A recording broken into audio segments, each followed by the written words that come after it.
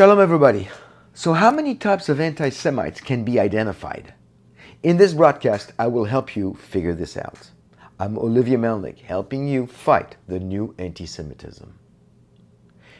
I want to talk about Satan's creativity, because anti-Semites do come in different shapes and sizes and colors.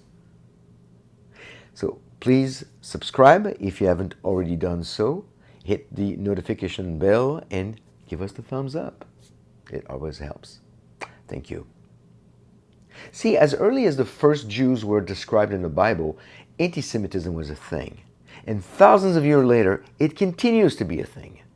What could possibly fuel so much hatred against the same people group for such a long time? It is fair and accurate to say that Jewish history has been and continues to be punctuated by acts of anti-Semitism. Most scholars who write and teach on anti-Semitism through the ages are somewhat puzzled at its pernicious persistence. I believe that it is due to the fact that they do not take into account the spiritual aspect of the oldest hatred. See, the moment God expressed interest in the Jewish people and shared his plan for Israel and her people, his arch-enemy, Satan, started to work towards eliminating the chosen people. Anti-Semitism cannot be fully understood without the spiritual component that allowed it to persist through the centuries. It is a creation of Satan to eradicate Israel and all Jewish people. Going back to the Bible, he tried to kill the seed of the woman, the Messiah, in Genesis 3:15, and then corrupt the lineage of the Jewish Messiah in Genesis 6:1-5. He turned the Amalekites against the Jews in the wilderness in Deuteronomy 25:17-19. Of course, we cannot forget his attempt at completely annihilating the Jews through Haman in the Book of Esther. Yet Satan did not stop there. He continued to turn the world against the Jews. And when Yeshua of Nazareth, the Jewish Messiah, gave his life on that cross for all of us 2 millennia ago, it didn't take long for people to accuse the Jews of deicide. That's the killing of God. Incidentally, it took the Roman Catholic Church and Pope Paul VI over 1900 years to officially declare in 1965 in Nostra Aetate that the Jews were no longer guilty of killing Christ. But this hasn't really stopped some modern Catholics from hating Jews to this day, unfortunately. See, Satan is as creative as he is hateful. He has managed to summon Jew hatred from so many people around the world, and over the ages, it really helps to identify all the different types of anti-Semites that one can run into. Some of them might be harder to identify because of how devious Satan is at disguising the hatred and making it look like social justice. In a day and age when social justice is so attractive, many people will jump on the anti-Semitism bandwagon thinking that they are doing a great deed, when in fact they're not. So who are these various anti-Semites? Let's list a few in no particular order, keeping in mind that some of these various characteristics might intersect and some people can display several of them all at once. Additionally, because of Satan's creative hatred and continued subcontracting of it to many people, the list will keep growing. I will let you discover where some of these people fit within that list. First, the historical anti-Semite. Deep in the soil of Europe grows the kind of hatred based on the multiple libels and tropes that have cursed Jewish communities from post-biblical days through the Middle Ages and the Reformation. This is the anti-Semite who believes that Jews use Christian blood to make matzah for Passover, and the Jews poisoned the wells of Europe to cause the Great Plague that killed over 50 million people in Europe from 1346 to 1353. This is a brand of anti-Semitism that is in the DNA of many Europeans. Then you have the Muslim anti-Semite. Islam, which started in the early 7th century, is much younger than Judaism and Christianity. For the last 13 centuries, Islam has developed into one of these three top world religions. For reasons beyond the scope of this article, parts of Islam have become radicalized, and an intense polarization now exists between our Judeo-Christian community and Islam. Jews have become a prime target of Islam and are often targeted as arch-enemies worthy of death. The Arab-Israeli conflict of the last century certainly does not help the issue. Children are often indoctrinated against Jews and Israel at a very young age within Islam. Next is the college anti-Semite. For a couple of decades now, anti-Semitism has been present on college and university campuses. Unfortunately, due to extreme beliefs taught on campuses across the United States, Jews are targeted as enemies.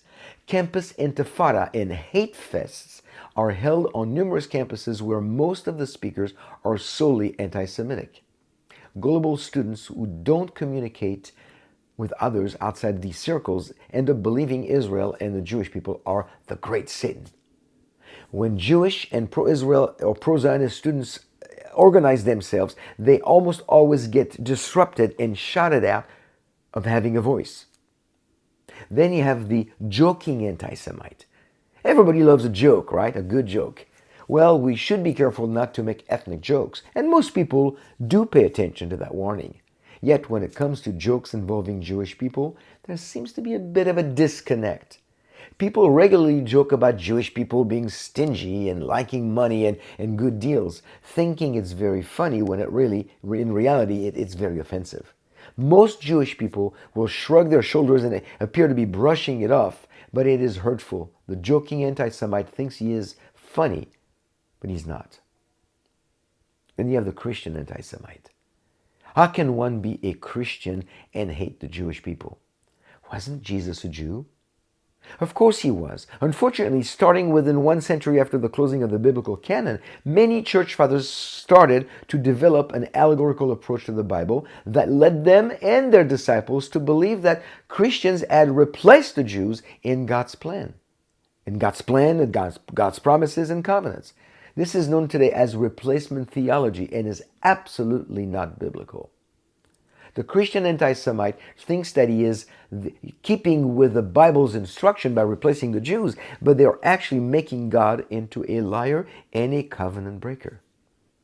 Additionally, another group of Christians teach that Jewish people do not need Jesus or the gospel to be saved, because by virtue of being Jewish, they already are accepted by God. This is known as dual covenant theology and is also not biblical. Actually, to love Jewish people but refrain from sharing the gospel with them is a form of soft anti-Semitism. Then you have the political anti-Semite. The political arena is not exempt from the poison of anti-Semitism. Various states have elected representatives who claim not to be anti-Semitic, but only anti-Zionists. These representatives have infiltrated Congress and are fighting hard to give Israel and the Jewish people a bad rep.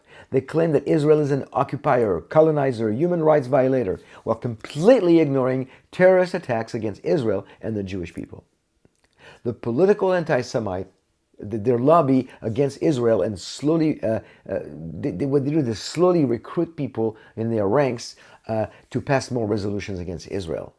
Which leads me to the next one, the United Nations anti-Semite. When it comes to resolutions, we cannot ignore the many anti-Semites filling the ranks at the UN. 14 resolutions were passed against Israel, which is 9.5 million population in 2021. 5 were passed against the rest of the world, 7.9 billion, which shows the vast imbalance. Israel represents only 0.012% of the world population. There was 3 times more resolution against a country the size of New Jersey than against the whole world. This happened during the 76th session of the United Nations General Assembly for 2021-2022. UN anti-Semitism comes from various countries, many of them from the Middle East, but not exclusively. The demonization against Israel that takes place at the United Nations makes one wonder what they are really united about. What about the theological anti-Semite? At a recent Christian conference that is known for supporting Israel, I was walking in a hallway and I overheard a man having a conversation with a fellow Jewish believer in Yeshua. I was shocked when the man dogmatically claimed that the Jews killed Christ. I had to stop and ask him what he meant. after I told him that both of his interlocutors were Jewish. His response was even worse. He responded, "Oh, I was only speaking theologically." How can one spew that kind of nonsensical hatred and claim that it was just theological statement?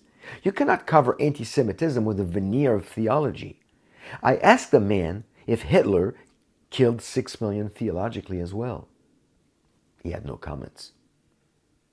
So there are a few more types of anti-Semite that need to be listed and exposed.